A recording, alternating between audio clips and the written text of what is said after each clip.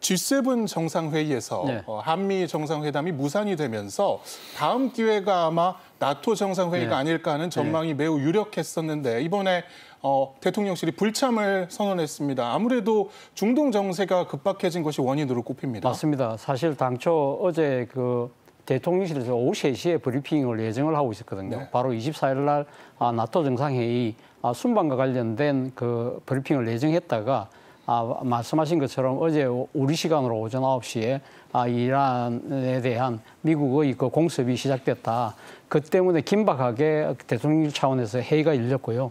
그 과정에서 대통령 오찬을 여야 대표들하고 했지 않습니까? 네. 그 자리에서도 아직 나토 정상회담, 그러니까 정상 가느냐 마느냐가 결정되지 않았다는 식으로 하면서 입장의 변화가 있을 것처럼 예고를 했는데요. 결국 오후 6시 20분에 나온 발표는 불참으로 결론이 났습니다. 결론 난 이유 중에 지금 이 긴박한 중동 정세라는 표현을 씁니다만 제가 생각했을 때는 대략 키워드로 한 4가지 정도가 정리되지 않을까 하는 생각이 듭니다. 첫 번째는 경제입니다. 일단 지금 중동발 그 위기 자체가 상당히 이게 글로벌 경제에 미치는 영향이 워낙 큰데 그 직격탄을 받는 나라 중에 대표적인 나라가 대한민국이라는 것이죠. 그렇기 때문에 이러한 이 국가 경제 비상사태에 대통령이 중심을 잡고 그러니까 나라를 지켜야 되는 그런 모습이 필요하다는 그런 판단이 있는 것 같고요.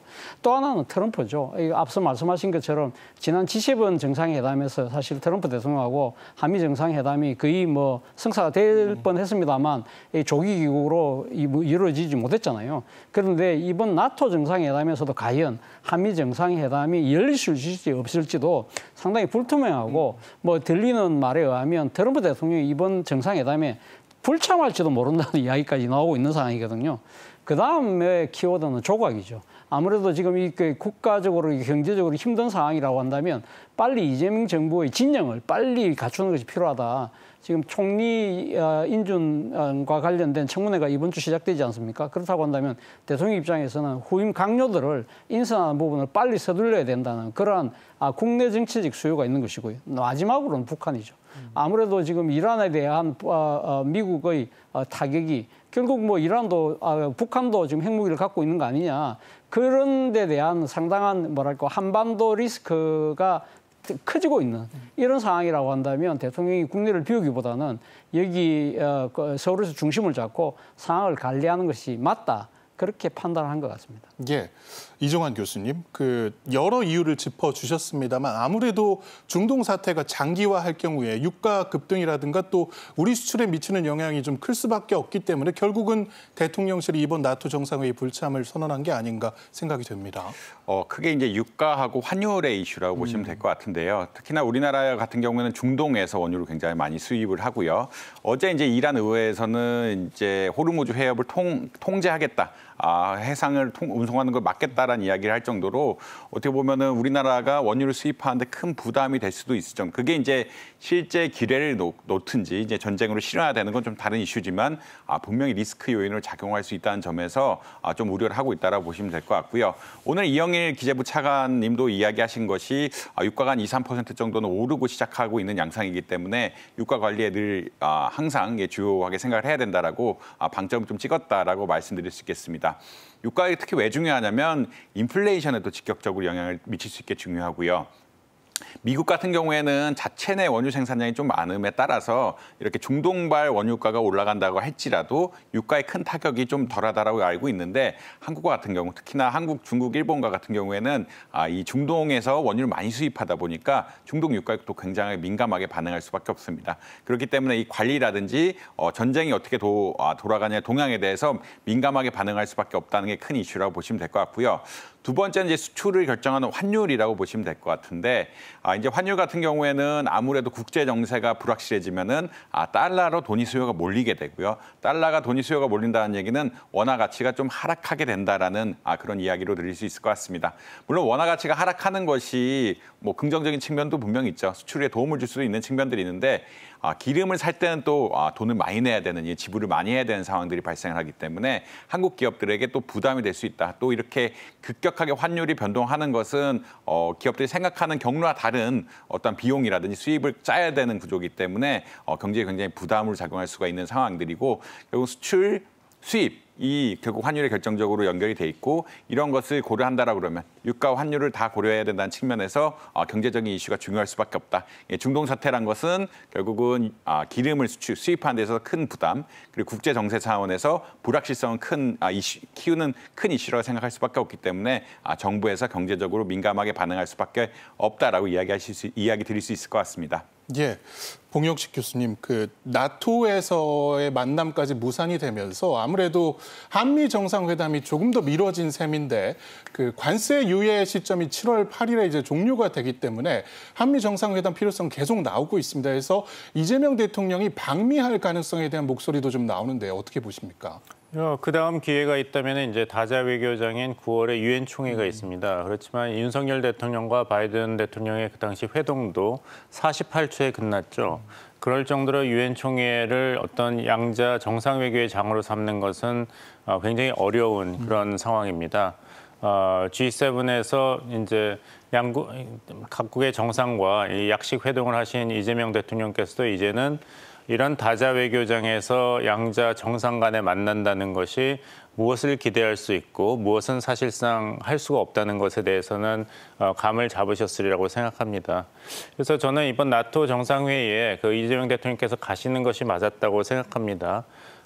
너무 이 다자 외교회장에서 미국 대통령과 만나냐 안 만나냐만이 유일한 성공 실패의 기준이라는 것이 좀 저는 아쉽다고 생각하고 왜냐하면 다른 국가들과도 민주주의 그리고 발전된 경제 대국의 정상들과 협력 방안을 논의하는 건 충분히 가치가 있는 외교 목표라고 생각하고요.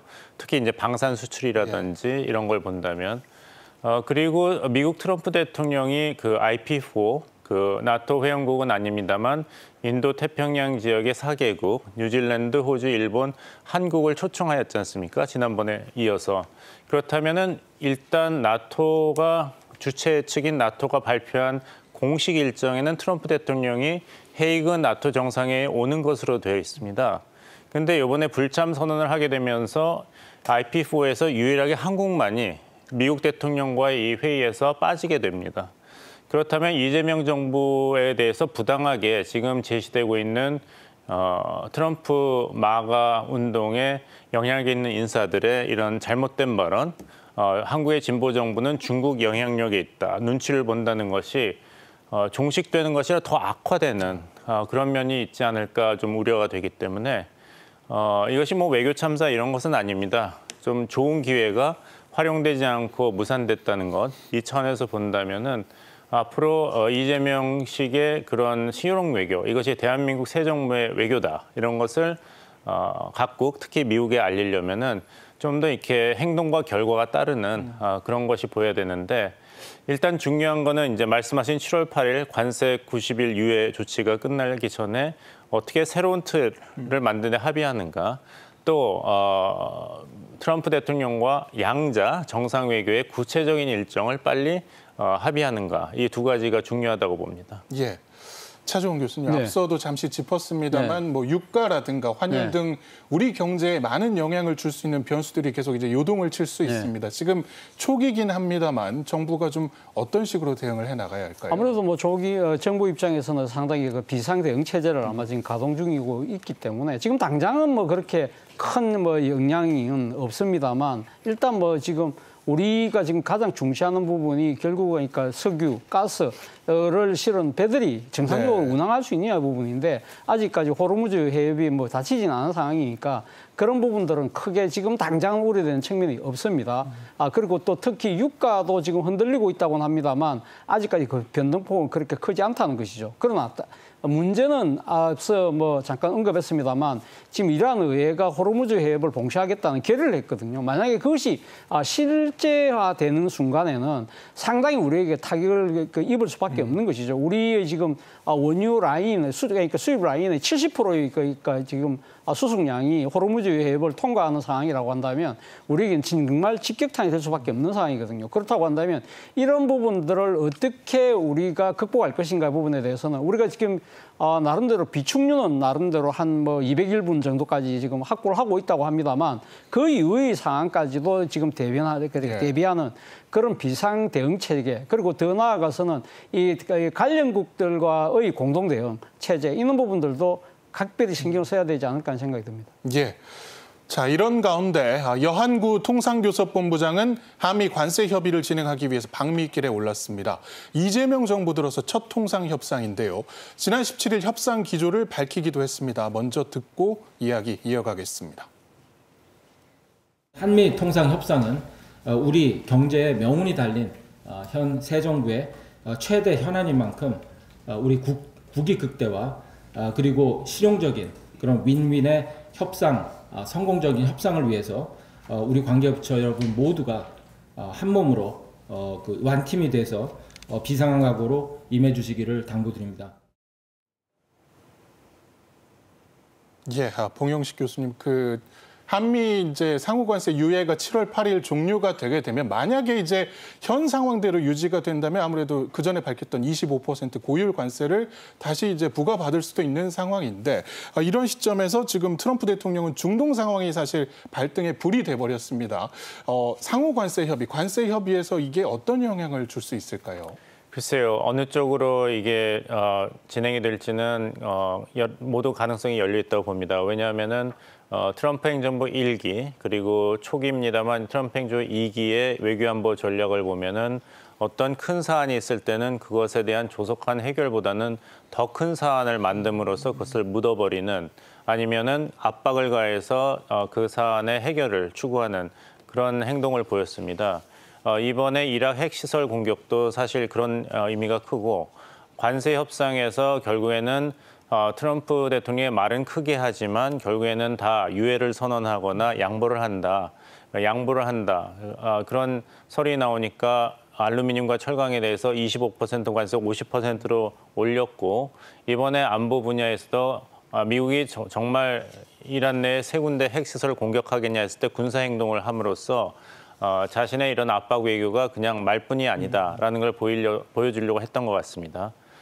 그래서 이제 이런 위태한 상황이 중동에서 만들어지면서 관세 부분에 있어서도 관련 국가들의 조속한 양보를 압박하는 쪽으로 나올 가능성이 있습니다. 또 한편으로는 워낙 미국의 이런 국제 정세에 대한 관여가 많아졌기 때문에 관세에 대해서 이런 극한 상황을 초래할 여유가 있는지, 결국에는 90일 유예를 연장하는 쪽으로 가지 않겠냐, 이런 관측도 가능합니다.